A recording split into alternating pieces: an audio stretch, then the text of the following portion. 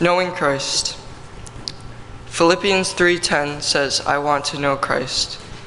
Paul's greatest desire was to know Christ. He certainly understood that Jesus was his Lord and Savior and King, but he wanted to know Christ on a more personal level. In his letter to the Philippians, he said, I want to know Christ and the power of his resurrection. He knew that the power of God was the only way to save him from his sins and earn him a place in heaven. He wanted to know the power that raised Jesus Christ from the dead.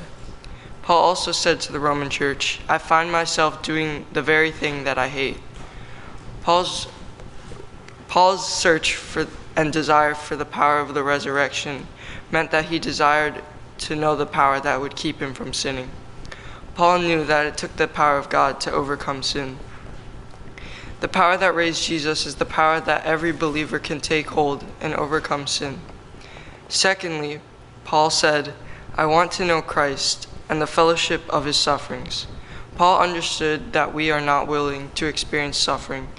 He knew that through the things a person suffers, they grow closer and closer to God. Those who go through the things that they suffer will become closer and have a more close relationship to God.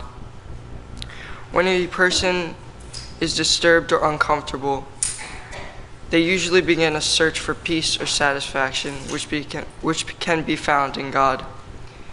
Paul also said, I want to know God, becoming like him in his death. Paul understood that if he was going to live for Christ, he must die and Christ must live in him. Paul said this in Galatians, I have been crucified with Christ, and it is no longer I who live, but Christ who lives in me. John the Baptist said, I must decrease and he must increase. In order to come closer to God, we must put him at the forefront of our lives and let him lead us. Amen.